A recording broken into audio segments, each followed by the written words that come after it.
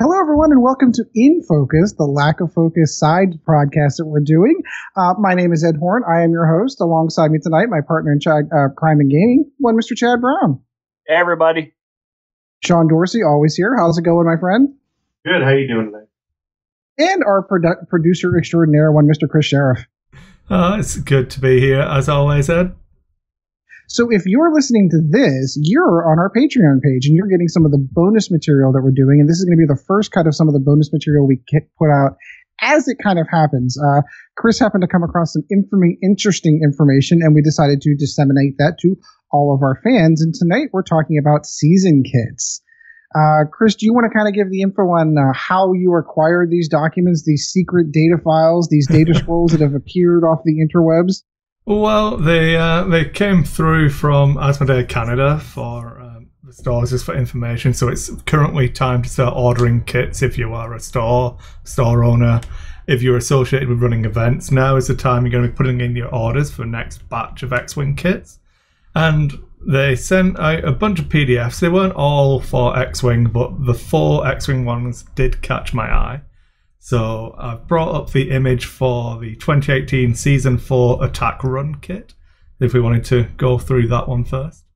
Sure. I mean, I don't know if you want to read over line by line, but there is some interesting stuff in here. There's a couple of things that I do want to point out first and foremost. The Season 2018 a Season 4 Attack Run kit. This is obviously the launch kit that's coming out. Contents are going to be 36 extended art core prize cards, 12 copies of 3 different cards, 12 challenge cards, whatever those might be, 12 alternate art elite prize cards, 4 copies of each card, and then 1 info card. Don't want to get too much into pricing because these obviously might be in Canadian prices. There's a couple other things as far as this is obviously going to be from the release run. This is going to be the Attack Run Challenge. We kind of already know going in that particular event's going to be the pre-made card builds only. So they're not going to be squad build cards because you might not even have the app by the time you get that out. So, any thoughts on this one? Anyone wants to share that? Anything else they picked up? I can go first. Sure. I noticed Chad, live from his bedroom. See, this is when you're a Patreon. You get live from Chad's bedroom. Yeah. Well, I was going to go with the thing of I was in prison, and that's how Chris got this info. But prison, bedroom. Prison right now. But the mouse hits you with the IP hammer. Boom. Yeah. No, I did notice on here as we were going through the cards that there are 3 different versions of each of those cards that are going to be in the kits. Yeah. So it's not like you're going to end up with the same card multiple times if you go to multiple events. You could go and possibly, get different ones or maybe trade the one you won for a different one that you might want to somebody else who won. I think that's going to be a little bit more interesting and get people to go out to more events with having multiple versions of the same card. I'm curious if it's the same thing they're doing for the current store championship kits where you have a first place, second place, and then an unplaced card. So there's technically 3 versions of the same card. What I would say on this format with the layout of the cards and stuff for distribution, it seems closer to like Rune Wars escalation kits, I think they're called. Okay, so for those of us that have never seen those, could you kind of explain that? It basically, you get like a series of challenges to do, and as you place, you get to choose an elite prize item, and then you get like participation prizes and stuff. And it does say this kit's designed to support 3 months worth of events, and that's quite similar to how the Rune War stuff works as well. So one thing I want to add to that is it looks like each kit supports 12 players because of the 12 challenge cards. Yeah. I knew nothing about the Rune Wars challenge cards, but so if they're doing this where, you're filling in the boxes, I don't know what they are, but you complete a challenge, I'm sure you move up in rank or whatever. So and that's what this looks like. Yeah, that's what this looks like over a 3-month period. It's for 12 players because, with the 36 cards, 12 copies of each, 12 alternate elites, 4 copies of 3 different cards, that just kind of makes sense to me. It does expand upon it slightly in the actual description on this document. It says, additionally, each attack run kit supports a special ongoing challenge as indicated in the game's free squad builder website and app.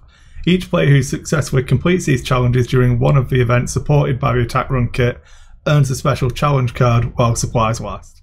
So it's all tied in with the app and everything, which is pretty cool. But then it kind of makes me wonder if it's like certain challenges for that specific event. Like maybe there's a specific ship that needs to be killed, and if you kill that ship, you earn the challenge card, or some sort of challenge like that, which would be kind of cool because it'd be almost like playing a campaign globally, which sounds really cool.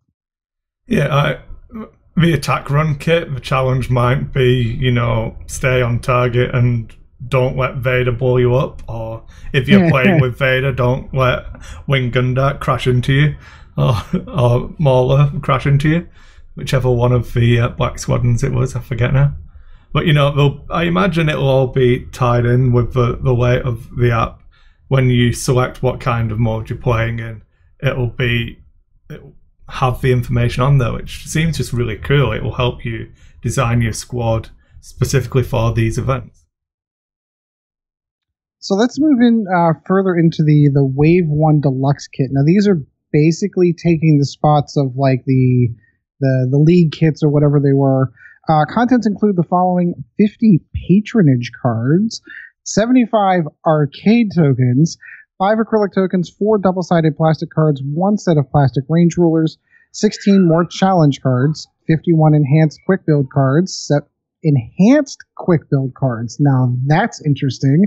17 of each 3 different card, 57 extended art cards, 1 art print, and posters, infos, and header cards. This is coming out in October, which is before the release. Couple other things I want to take note in this release. Let's hit that. There's one other thing I want to point out now, but let's kind of hit the contents on that one first because there's quite a bit to unwrap there. A quick build party and themed tournament and a Wave Championship. Each of these events encourages players to play with their new Wave 1 ships and explore one of the different modes of play possible in the X-Wing 2nd Edition. A special Wave Leaderboard award is awarded to the player who accumulates the most points in all 3 events. So is that Deluxe Kits 1, 2, and 3? Is that this one, or is it in stages? It says it's in stages. That supports 3 different events. A quick build party, which is what we spoke about on episode 1, I think. They kind of spoke about it in the announcement of 2nd edition. Well, when the wave drops, there's a launch kind of event where you can rip open your packs, put your quick builds on the table, and play with that. So I imagine the quick build party will be your launch party style event. Then a themed tournament could be only Wave 1's legal type thing, where we were speculating about that. And then a Wave Championship, I imagine, will be your standard dogfighting 100-point tournaments that we have currently. And that's how they're handling all 3 different kinds of organised play being supported all at the same time through these deluxe Wave kits.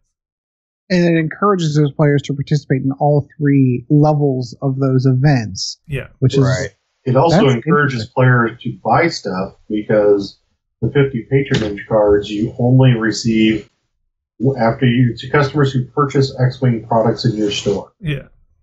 So it's kind of like the buy a box kit in Magic the Gathering, where you got the special card that came with the box when you bought a box. So it's kind of following that line, of thinking, which is actually kind of cool. It's good for the store. Somebody wants the special card, buy a ship.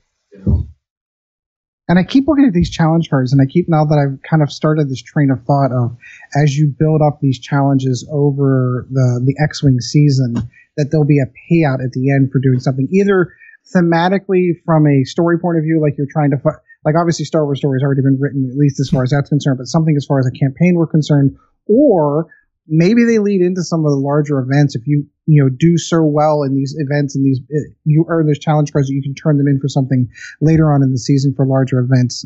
That's interesting. So the release date on that one is October of 2018. I think we have pulling up my sheet now. So there are 2 other kits that do exactly Wave 2 and Wave 3.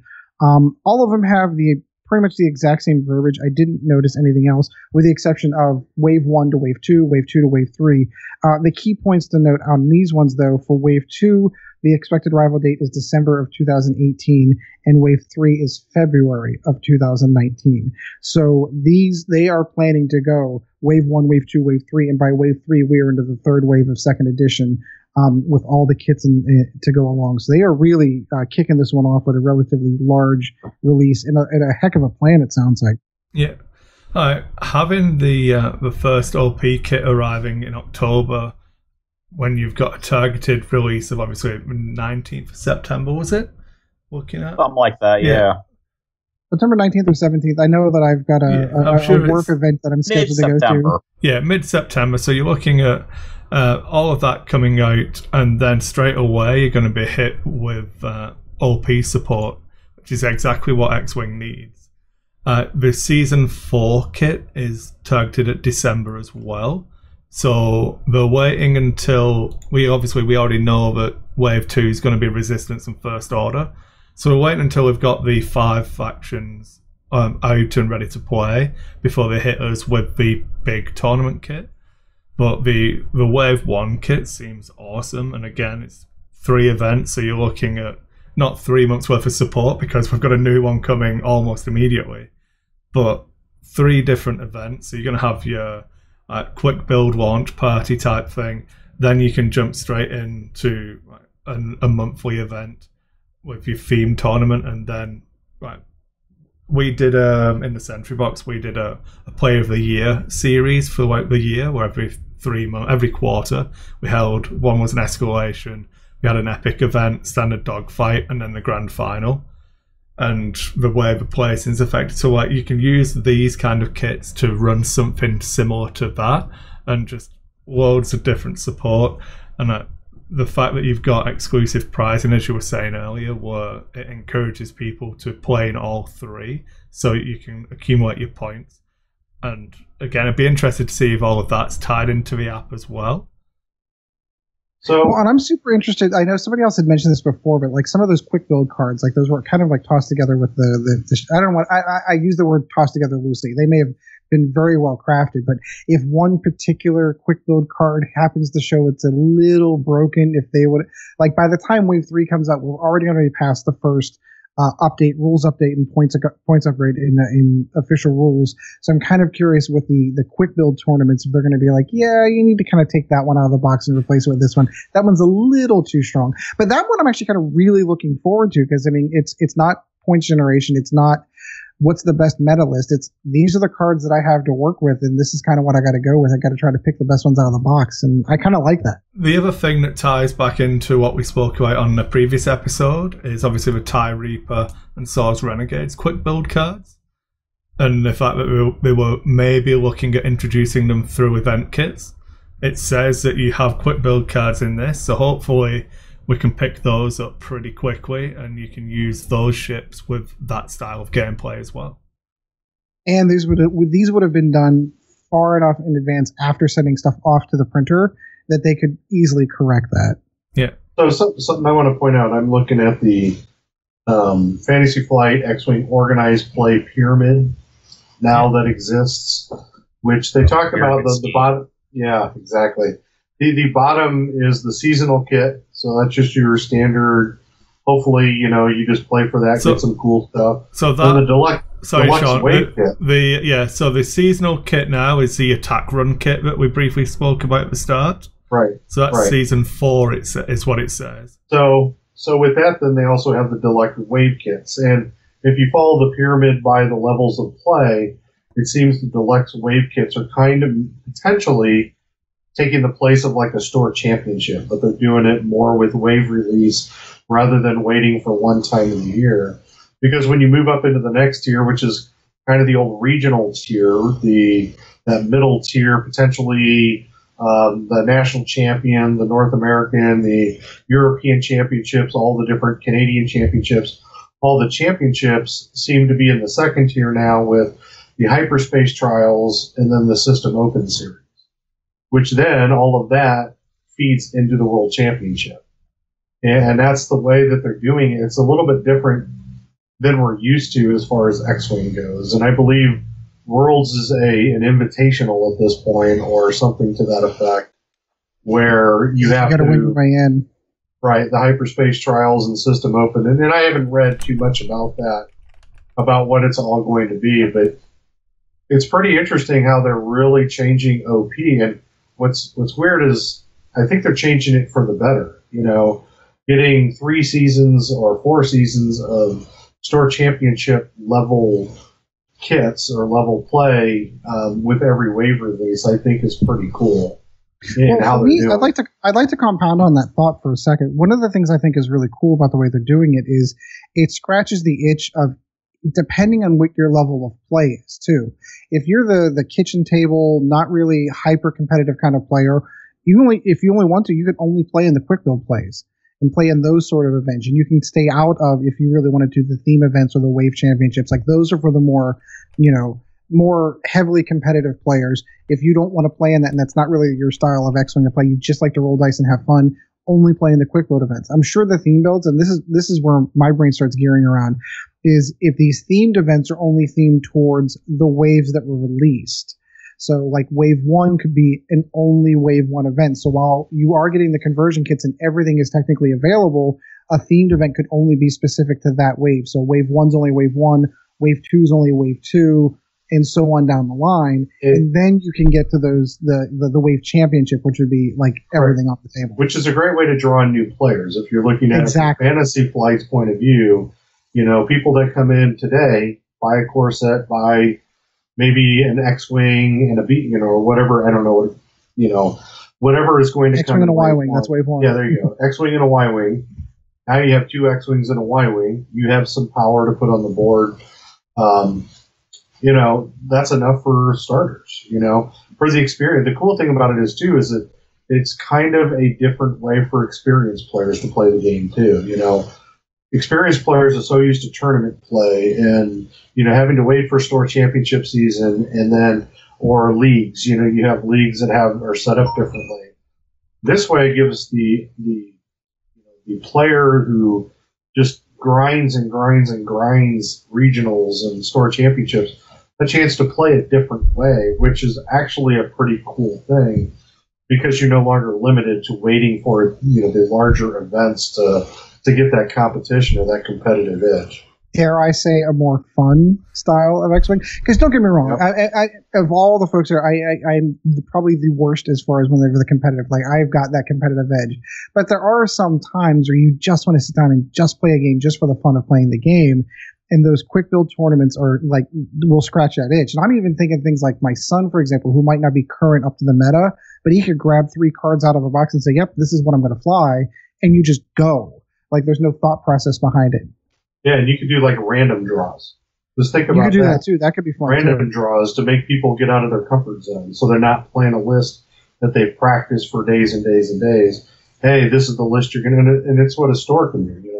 It's a great way to. It's kind of the great equalizer, for better or more experienced players with new players. Is if it's me and I draw Imperials, I'm SOL right away because I just don't fly Imperials well just because of the way they're designed.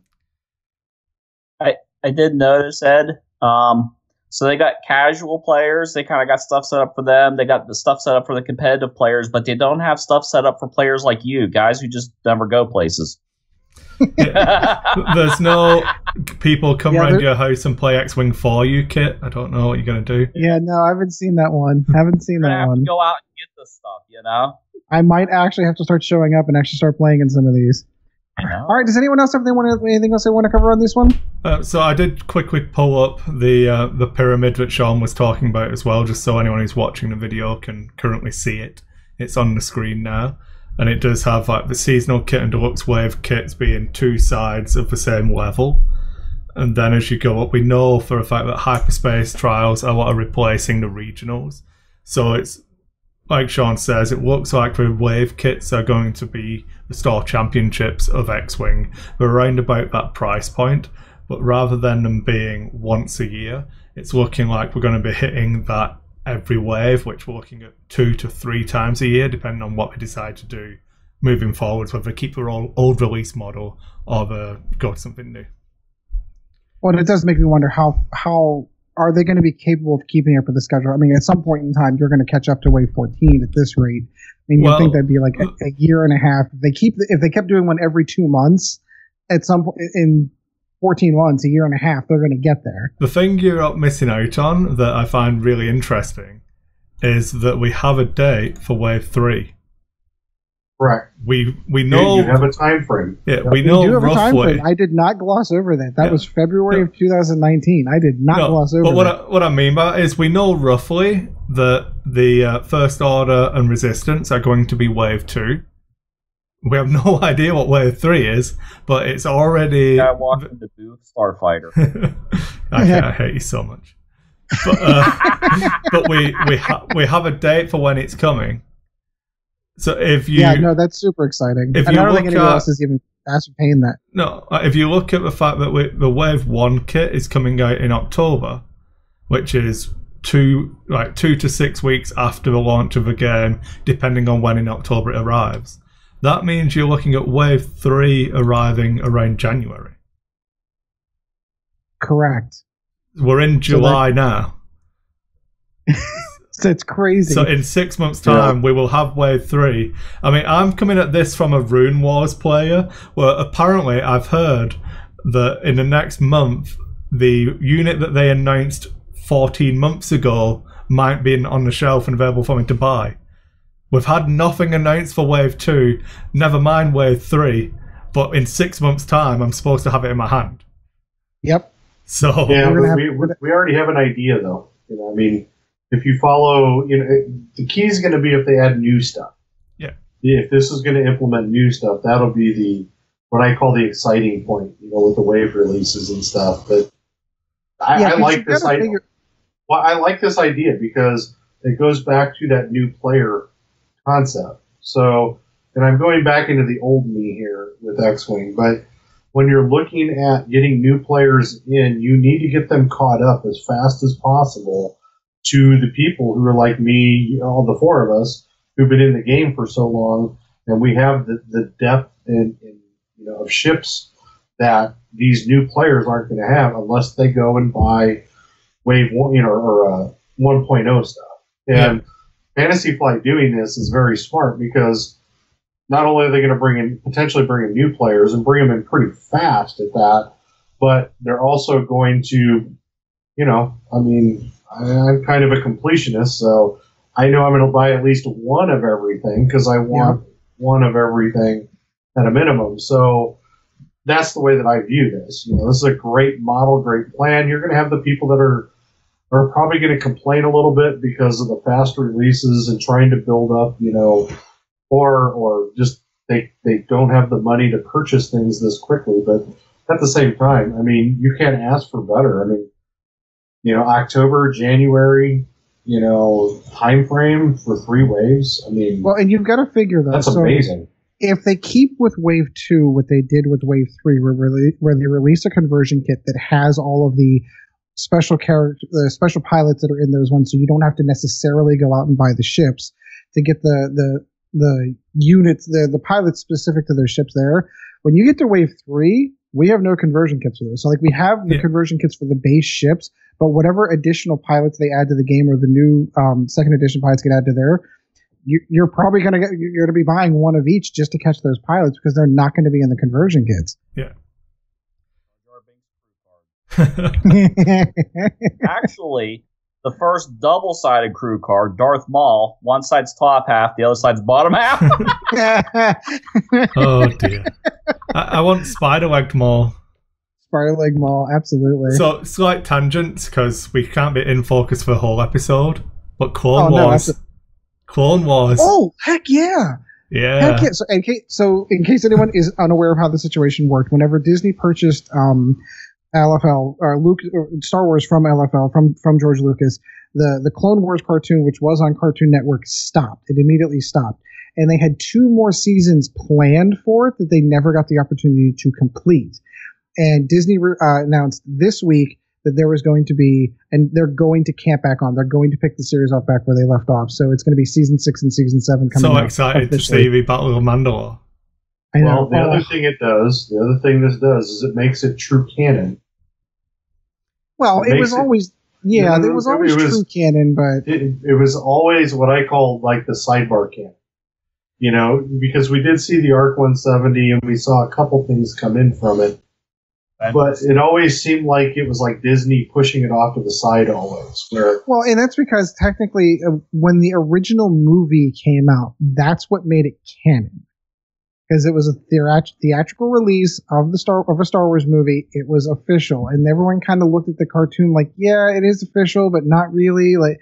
And you're right. Now, under Disney's umbrella, this is going to make it completely official. There's going to be no question whatsoever. And it opens up the opportunity for new characters, new ships, anything that we haven't seen in those last 2 seasons could be coming to X-Wing as well. And really going way off base here, but what I'm hoping for is that it puts Legion into era release instead of wave release. Do eras. Give me a Clone War era. Give me, a post-galactic, galactic, whatever it was. Yeah. That era, so that you have, because what it does is anything that they produce. So let's just say, everybody's hated director Rian Johnson puts out something that's a pre-era, an era that is before the Galactic Civil War, before the Clone Wars. You now have more material you can throw into all these game systems if you view it as an era rather than as a wave, we'll say. I mean, it's still a wave, but it's an era, and then you just throw everything out there for that era over time. I'm excited. When I heard that, I'm just double thumbs up. Good job, Disney. Yeah, fantastic job. I mean, there is still some ire from what happened, depending on which side of the fence you sit on with The Last Jedi. This is a great decision. Now, as long as they just don't let Rian Johnson touch it and just let Dave Filoni run that project, I'll be fine. So I'll give us a 3-minute warning. So I did promise you guys we'd only do half an hour. So we're at 27 minutes of recording. All right. Well, that sounds like a good place to wrap up then. Chris, always good to talk to you, my friend. I know you've got some house cleaning you want to do. Do you want to go over some of that, or are we going to save that for the main show? We can just close out normally. I don't mind really, but yeah, we want to do like bonus content like this primarily for the Patreons. But seeing as it's me and Sean and Gustavo at the minute, these early ones might get a little bit of open, just so people know what they're missing. But yeah, this has been fun. I feel like we managed to throw it together.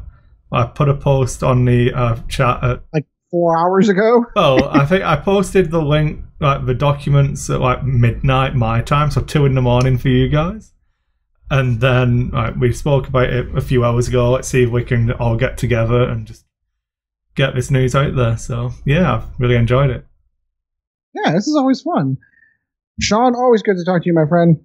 Yeah, this has been great. It's actually kind of strange to be completing this while it's still daylight out, not on a Saturday. I know, right? Chad, always good to hear from you from your bedroom. Are you at least wearing pants? I'm wearing shorts, so technically no. Oh, okay, good. See, this is what you get with the Patreon community. You get Chad with no pants. I'm wearing shorts, which technically are not pants. I mean, they're shorts. But no, always good to be here. As of right now, we've got Gustavo, who's not part of the show. So, hey, man, this one's for you. Thanks for completely for you. This is totally your episode. So all right, so we'll go ahead and Facebook and all that, but you already know that stuff. So, thanks, Gustavo. Thanks, man. All right, so we're going to go ahead and wrap this one up real quick. We're going to come back, of course, with a regular scheduled show. We're going to record in a week, and then I'll be on vacation during that time. So we'll see you then. And as always, fly casual. Thank you once again for joining the Lack of Focus X-Wing podcast. Check out Dice Hate Productions for all of the latest episodes, and we'll be looking forward to seeing you again next episode.